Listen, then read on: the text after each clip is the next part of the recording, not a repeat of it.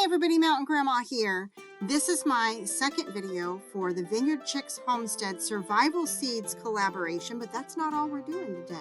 But check out these seeds that I received and then hang on because there's more coming about other gardening collaborations. I'm planting all of the ones that you've seen me highlighting here.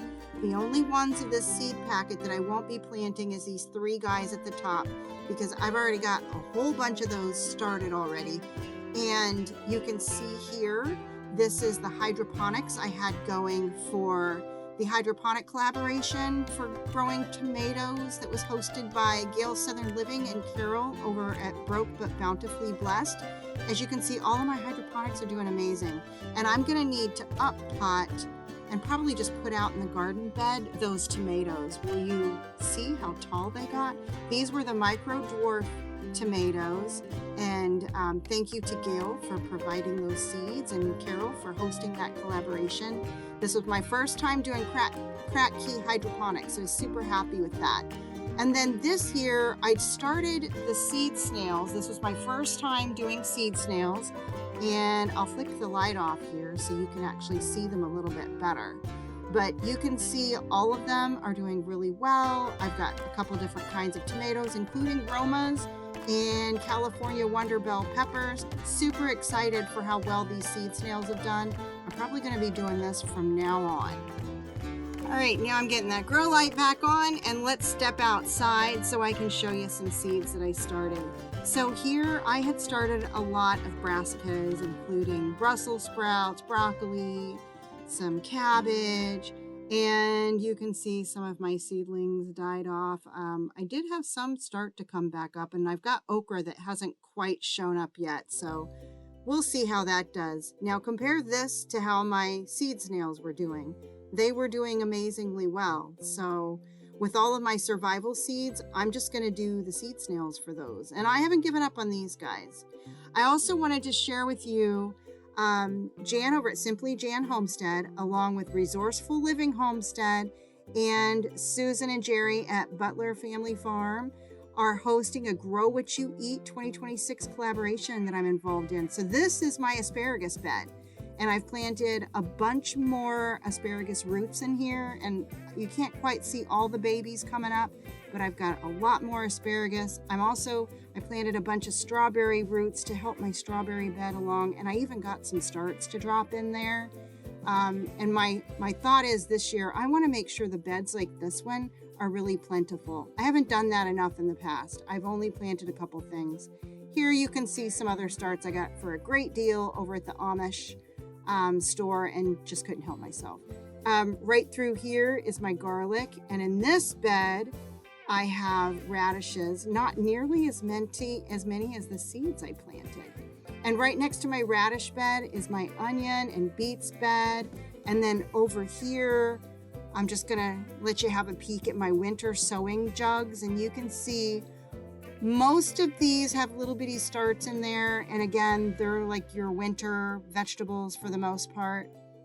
Though I'm happy to report it does look like I might have one lavender coming up and possibly an echinacea, so we shall see. But the rest of these guys are like winter veggies, and one or two of them are a dud.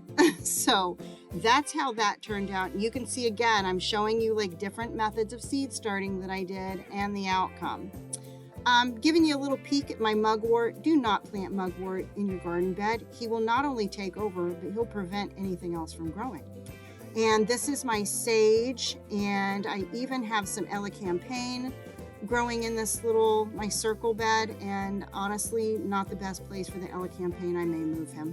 This is my horseradish, and would you look at this? It's flowering. It hasn't even been that warm here. I'm really surprised to have flowers on that. Moving over to my, food forest in the works and my woods off of our lawn area. This is a lemon balm patch, and I dropped a bunch more seeds in there. Back in that area I'm showing, I planted about 20 Solomon seal root. I'm really hopeful that those will come up well. And here you can see the yarrow. I've been planting a little yarrow every year to try to boost up that. That's our peach tree that's growing well. I've got a lot of work ahead of me with this food forest. Well, I say I, but Mtn Grandpa helps me quite a bit. So this random tree, I don't know what that is, but he's gonna have to go. I've got 2 pawpaw trees that are coming that I want to put back in here. And do you see this? I have been battling a lot of poison ivy through here. It did get the best of me on both of my forearms. So next time I go out, I'm making sure I cover up even better.